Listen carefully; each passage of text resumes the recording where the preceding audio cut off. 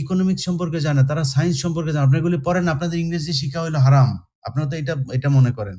এই যে আপনি না একটু আগে ইলিয়াস একটা ভাই, কথা বললেন না, এই কথাগুলোর সাথে আমি একটু একেবারে ভদ্রভাবে দ্বিমত পোষণ করতেছি ভাই। আমি বলি ভাই, এই তর্কে যায় না, আমাদের যে এই তর্ক গেলে আবার অনেক লম্বা হয়ে যাবে। ওই তর্কে যায় না। ইসলামের মধ্যে কি কোরআন শরীফে ইকোনমি আছে? হ্যাঁ, কোরআন সুন্নাহে অবশ্যই ইকোনমি আছে। এই কোরআন শরীফের কোন জায়গায় আছে ইকোনমি? এই যে আপনি যেভাবে এখন সুনির্দিষ্ট বলতেছেন কোরআন সুন্নাহর কোথায় আছে, আপনি আল্লাহ রাসূল কিন্তু সাল্লাল্লাহু আলাইহি এটা ওয়াসাল্লামের এই বক্তব্য আবার কাট করে নিয়ে যায় পাবলিক, আবার অন্যভাবে দিবে। কিন্তু আমি বলছি যে কোরআনে সবকিছু আছে, কিন্তু কোরআনে কি আপনি বললেন খালি কোরআন শরীফটা আপনি পড়লেন? এই কোরআন না না শরীফ না না আপনাকে বলছে ভাই, এই কোরআন শরীফ আপনাকে বলছে আপনি যান চীনে যান, যায় আপনি আমার কাছে মনে হয় আমরা একটু সাইড ট্র্যাক হয়ে যাচ্ছি। মূল বিষয়টা হলো যে অবশ্যই না, ইলিয়াস ভাই, আমি বলতেছি কোনটা। বলেন নাই আপনার জ্ঞান রফিক ভাই, কমি মাদ্রাসার আপনি কোরআনের আলাপে গেলাম না। আপনি কমি মাদ্রাসার কোথায় ইকোনমি পড়েন? আপনি শুনেন, আমি বলি আমি একটু বলি ভাই, আমাদের আলোচনা একটু সাইড ট্র্যাক হয়ে যাচ্ছে। মূল বিষয়টা হলো যে দিন ইসলামের মধ্যে, কোরআনের মধ্যে, সুন্নাহর মধ্যে অবশ্যই সমগ্র মানব জীবনের দুনিয়া এবং আখিরাতের সব বিষয়গুলো আছে, বাট এগুলো সবকিছু সবসময় একদম ডিটেইলড ভেঙে ভেঙে তত্ত্ব বা কাঠামো হিসেবে নাই, অনেক সময় এটা মূলনীতি হিসেবে আছে।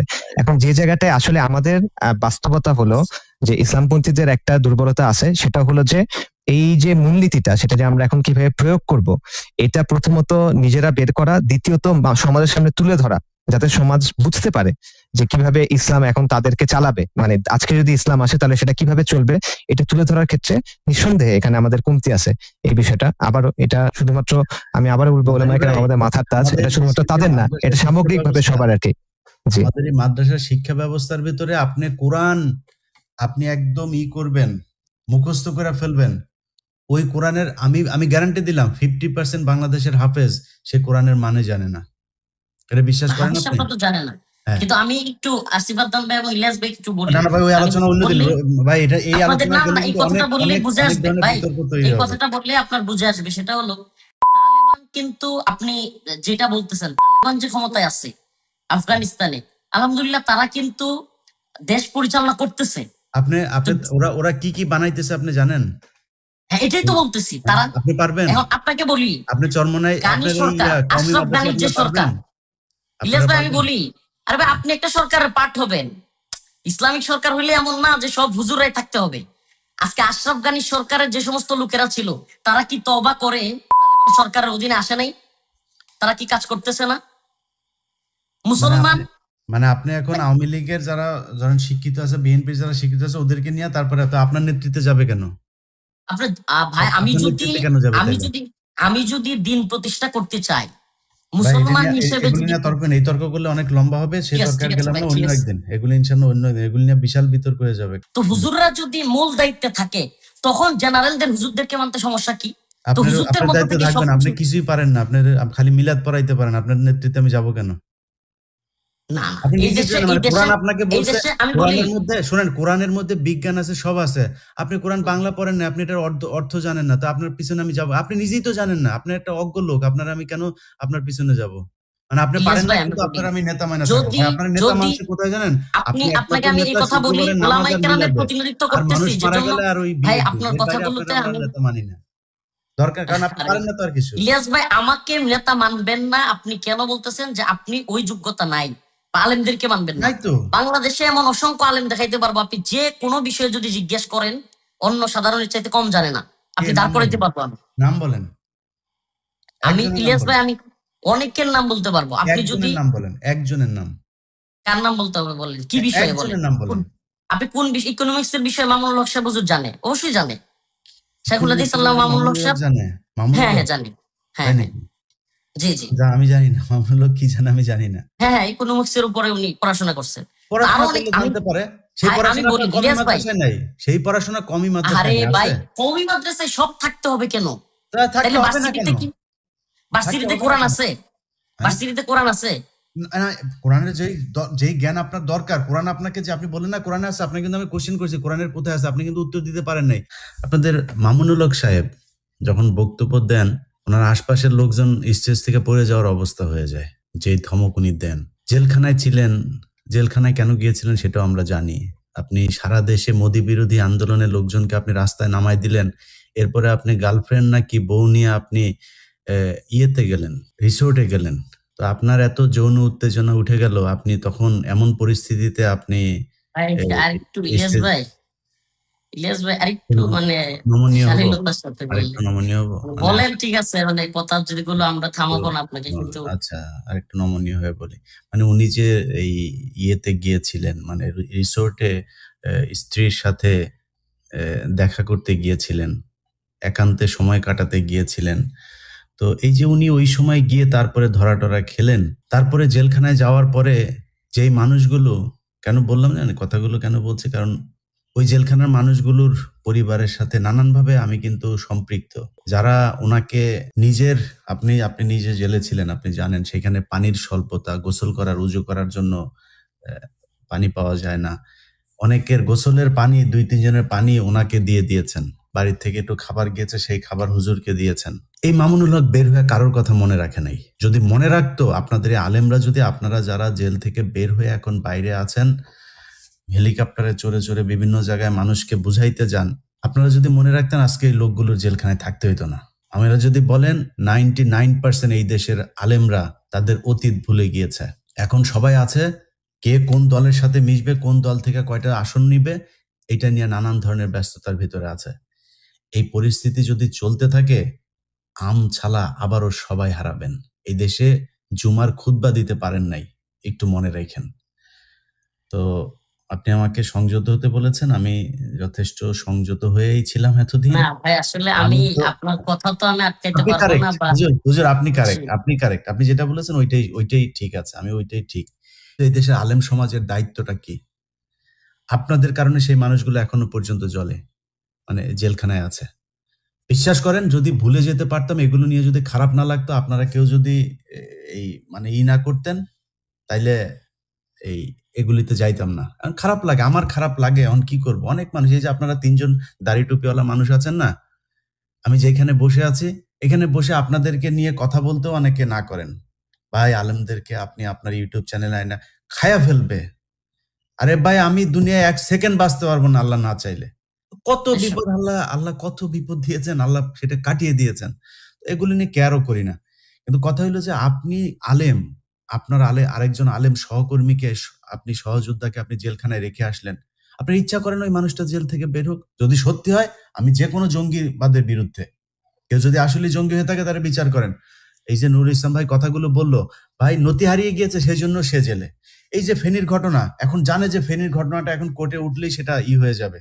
প্রতিটা ঘটনায় ম্যানুয়ালি অ্যাটর্নি জেনারেলকে বলা লাগে, ওনাকে বলা লাগে, কেন বলা লাগবে কেন রে ভাই? আপনি সেই মানুষগুলির রক্তের উপর দাঁড়িয়ে তারপরে আজকে আপনি এই চেয়ারে বসেছেন। জীবনে কোনোদিন আপনি আইন উপদেষ্টা হইতে পারতেন, জীবনে আপনি জাজ হইতে পারতেন, যে জায়গায় আপনারা আছেন ভুলে গেলেন। তো এই জন্য খারাপ লাগে ভাই। কিছু এই যে আমি যখন মানে আসিফ নজরুলকে নিয়ে যখন কথা বলি, এমনিতেই তো আসিফ নজরুলের বিরুদ্ধে যায়নি ভাই। ৫ তারিখের পর থেকে বারবার তাকে বলা হয়েছে যে স্যার আপনি এই লোকগুলি ছেড়ে দেন। আর যেই কন্ডিশনে বলেন, যে ভাই বললেন যে কোনো কন্ডিশনে পাসপোর্ট রাখবেন, দেশে যাইতে পারবে না, এই জেলা থেকে ওই জেলায় যাইতে পারবে না, এই হাসপাতালে ভর্তি হইতে পারবে না, যেই কন্ডিশন আপনার ইচ্ছা হয় এই কন্ডিশন দিয়ে আপনি জামিন দেন, তার কোনো সমস্যা নাই। মুসলেকা লাগবে, কারোর আপনি আটক রেখে করবেন, সমস্যা নেই, করেন, যে কোনো পদ্ধতিতে জামিন দেন। মামলাই উঠায় না, জামিন তো বহু দূরের কথা। এইভাবে চলছে এই দেশ। তো আমি ইয়ের কাছে, রফিকুল ইসলাম ভাই, আপনার কাছে, আপনি আলেমদের রিপ্রেজেন্ট করবেন আজকের এই অনুষ্ঠানে। আপনাদের আসলে মানে মানে ঘুম হয় কিনা এটা একটু জানতে চাই।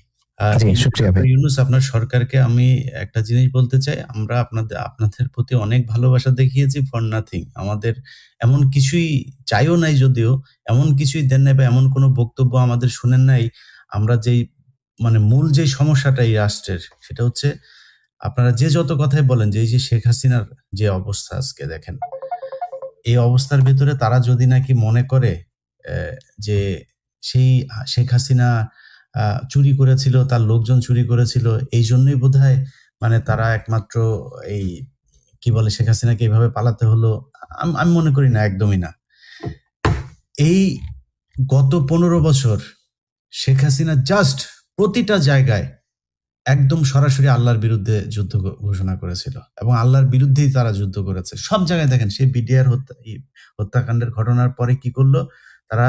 মেজর জিয়া সহ কয়েকজন দেশপ্রেমিক কমান্ডো অফিসার থেকে শুরু করে দেশপ্রেমিক বিডিআর এই সেনাবাহিনীর ঊর্ধ্বতন কর্মকর্তা, তাদেরকে তারা জঙ্গি সাজালো, নানান ওই তাপসের উপরে গ্রেনেড হামলা, সব জায়গাতেই মানে জঙ্গি, সব জায়গায় জঙ্গি। এরপরে কি করলো যে এরা হচ্ছে অমুক হুজুরের সাথে দেখা গিয়েছে। এই যে এই জায়গাতেও এই যে আদনান ভাইয়ের যে ঘটনা, আদনান ভাই, আবরার ভাই, এই ওনাদের সবার হচ্ছে এই এক ব্যক্তি পাকিস্তানে গিয়েছিল, তার সাথে ওনার ছবি আছে, এক মিটিং এ তারা একটা ছবি ছিল, এই ছবি দেখিয়ে উনিও তাহলে জঙ্গি। আর এটা তাহলে তো এই মানে শেখ হাসিনা যে পাবলিক সেমিনারের ছবি ভাই, মিটিং এ না, পাবলিক সেমিনারের ছবি, পাবলিক সেমিনার, সেটাই মানে পাবলিক সেমিনারের একটা মিটিং বা কিছু একটা ছবি। এখন সেটার কারণে যদি হয়, তাহলে শেখ হাসিনার সাথে যারা রাজনীতি করেছে, শেখ হাসিনা যেই ব্যক্তিকে সেনাপ্রধান বসিয়ে গেল, শেখ হাসিনা যেই ব্যক্তিকে রাষ্ট্রপতি বসিয়ে গিয়েছে, আদালতের এই যে নুরুল ইসলাম ভাই খুব সুন্দর করে বলেছেন যে আসিফ নজরুলকে একটু তেল টেল দিয়েই বলেছেন, আসিফ নজরুল স্যার যাতে ওনার উপর আবার না খেপেন। তো আমি তো তেল দিয়ে বলতে পারবো না, কিন্তু আসিফ নজরুল স্যারের মূল যে পিএস, আমরা নাম ধরে বলেছি, সেই শামসুদ্দিন মাসুম, সে ছিল হচ্ছে সাবেক প্রধান বিচারপতি এবিএম খায়রুল হকের পিএস। সেই ব্যক্তিকে আসিফ নজরুল এখনো পর্যন্ত রেখেছে। আসিফ নজরুলের একটা বউ আছে, 4-5টা গার্লফ্রেন্ড আছে, প্রচুর টাকা আছে, অনেক কিছু আছে, শুধু সম্মান নাই। আসিফ নজরুল, তুমি রাস্তাঘাটে গেলে কয়দিন পরে জুতা দিয়া থাপড়াবে তোমারে। যখন যেটা বলি ওটা 6 মাস পরে হইলেও ফলে। এই যে আজকে এনসিপির যে অবস্থা দেখতেছেন না, বলেছিলাম তাদেরকে, তাদের সাথে যখন ইন্টারনাল কথাবার্তা হইতাম, বললাম ভাই আপনার রাজনীতি করার দরকার কি? আপনি 5ই আগস্ট যে আপনার এত বড়, আপনি সারা দেশের মানুষ আপনার পিছনে আসলো, আপনার কি কোনো রাজনৈতিক দল ছিল নাকি? দরকার নাই তো, যেটা করা দরকার সেটা করেন। মানুষ এমনিতেই নির্বাচনের আগে বলতেন আমরা ভোটে দাঁড়াবো, এমনি ভোট দিত আপনারে। সেটা না করে তারা দেখেন জামাতের বিরুদ্ধে বলে, বিএনপির সাথে লাগে, এই করে ওই করে, নানান বিদিকের যে অবস্থা, কোনো আসল কাজে তারা হাতই দেয় নাই। তারপরে টাকা পয়সার সাথে তো মিলে গিয়েছে, সেগুলো নিয়ে এখন আর বলি না। কারণ ওই যে বললাম 5 তারিখে আজকে যে কথাগুলো বলছি, রফিকুল ইসলাম মাদানি, আসিফ আদনান কিংবা আব্দুল্লাহ ইবনে নুরুল ইসলাম, ওনারা যারা আমার সাথে লাইভে কথা বলছেন, এই মানুষগুলো আমার সাথে লাইভে কথা বলারও সাহস পায় নাই আগে। তারপরও কথা বলছি, বলার সুযোগ পাচ্ছি, এইটুক কারণে একটা সম্মান তাদের প্রতি আছে। তো যাই হোক, আওয়ামী লীগ যেই কারণে এই আজকে শেখ হাসিনার কোন পরিবারের আত্মীয়স্বজন 14 গোষ্ঠী, বাইতুল মুকাররমের খতিব থেকে শুরু করে ইউনিয়নের চেয়ারম্যান, সবাই পলাতক, নামও বলতে পারে না, সবাই নানান ভাবে চেষ্টা করে। আমি বিএনপি করতাম, আমি আওয়ামী লীগ করতাম, মনে মনে আওয়ামী লীগ করলেও মনে মনে বিএনপি করতাম। এই যে তাদের মানে যেই চেষ্টা, বিএনপি সাজার কিংবা জামাত। কালকে বাগেরহাটের এক ব্যক্তি মোল্লা মুজিবুর, সে এখন হাত পাখায় গিয়ে যুক্ত হয়েছে, দাড়ি রেখেছে কয়টা, দাড়ি রেখে এখন তিনি নাকি চরমনাই করেন। তার এই ছবি টবি সব আমি আমার ফেসবুকে দিয়েছি। এই যে বিশাল লানত, এটার কারণ কিন্তু দুর্নীতি করেছে এই জন্য না, সেটার জন্য যদি হয়, আমার মনে হয় এখন যা হচ্ছে আগের চাইতে আমার মনে হয় ডাবল হচ্ছে। যদিও খাতগুলো ছোট, গরুর হাট, টেম্পো স্ট্যান্ড এগুলো অনেক কিছু আমরা শুনি, কিন্তু খাত ছোট হইলেও দুর্নীতি কিন্তু ব্যাপক আকারে হচ্ছে। তো সেটার কারণে হইলে তো আমরা শেখ হাসিনাকে সরানোর দরকার ছিল না। শেখ হাসিনার বিরুদ্ধে এই এতদিন কথা বলার একমাত্র কারণ, সেটা হচ্ছে ভারত, একমাত্র কারণ হচ্ছে ইসলাম বিদ্বেষী যে সরকার ছিল তাদের। সেই শেপই যদি আবার ব্যাক করে, তাহলে আমাদের দরকার ছিল কি এত কিছু করা? সেই শেপ যদি আসে, ডক্টর ইউনূস, আপনাকে আর শেখ হাসিনাকে আমাদের একই পাল্লায় মাপতে 1 সেকেন্ডও দেরি লাগবে না। আমার বিশ্বাস সেই জায়গায় আপনারা যাবেন না। ভারতের ব্যাপারে একটা কঠোর অবস্থানে যেতে হবে। আমরা অনেক কিছু দেখছি, আপনাদের মানে একদম দৃশ্যত কোনো পরিবর্তন আমরা লক্ষ্য করছি না। এখনো পর্যন্ত ইয়ের কোনো চ্যানেলগুলোকে বন্ধ করা হয় নাই, এখনো পর্যন্ত ট্রানজিট আছে, আমাদের করিডোর আছে, সবই ভারত ভোগ করছে, আমাদের বন্দর ব্যবহার করছে, অথচ একের পর এক তারা আমাদের বিরুদ্ধে নানান পদক্ষেপ নিচ্ছে, আমরা কিছুই দেখছি না। তো এইভাবে কাজ করে আপনারা কিছু টাকা পয়সা লুটপাট টুটপাট করে, অনেক উপদেষ্টার খবর জানি, টার্কিতে টাকা জমাচ্ছে, কানাডাতে জমাচ্ছে, এই ছাত্রদের ভেতরেও টাকা পয়সা ধুমায় জমাচ্ছে। তো এগুলো জমাবেন আর আসল কাজ করবেন না, এটা হইলে কিন্তু ভবিষ্যতে ক্ষমতা হয়তো তখন আপনাদের থাকবে না, তখন বলবেন ইলিয়াস কেন আমাদের নিয়ে এইসব কথাবার্তা বলে। এখনো পর্যন্ত সুযোগ দিচ্ছি, 1 বছর হয়েছে। ফেনীর ঘটনায় যারা আটক আছে ছাড়তে হবে, বিডিআর এর ঘটনায় যারা আছে ছাড়তে হবে, আলেম যারা আছে সবাইকে ছাড়তে হবে, বিএনপি জামাতের যারা বন্দী হয়েছিল সবাইকে ছাড়তে হবে। খুব দ্রুত যদি এইসব বিষয়ে পদক্ষেপ না নিয়ে এই ধরনের জঙ্গি নাটক টাটক করার ব্যবস্থা করা হয়, আমরা কিন্তু, আমি ব্যক্তিগতভাবে বলি, অনেক আলেমের সাথে আমার খুব ভালো সম্পর্ক, তাদেরকে আমার হয়তো সেই ক্ষমতা নেই তাদেরকে নামানোর বা আটকানোর, বাট আমার পরামর্শটা ছিল যে হুজুর আপনারা দাড়ি টুপি এসব নিয়ে যদি এখন রাস্তায় নামেন, তারা এই যে সজীব ওয়াজেদ জয় সহ আওয়ামী লীগের পেজগুলো দেখেন, ওরা বাংলাদেশকে জঙ্গিবাদ একটা দেশ হিসাবে করার চেষ্টা করছে। আপনারা এখন রাস্তায় নেমেন না।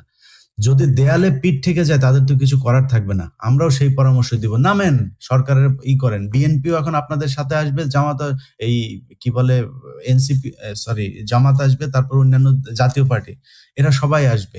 ওইদিকে আরো অন্যান্য দলগুলো তো আছে, এরা এসে রাস্তায় আসবে, বিশৃঙ্খলা হবে, ঝামেলায় পড়বেন। যদি বিশৃঙ্খলা করতে না চান তাহলে ভালোই শেখ হাসিনার সময় আটক সব লোকজনকে জেলখানা থেকে বের করতে হবে। এটা খুব দ্রুত করতে হবে।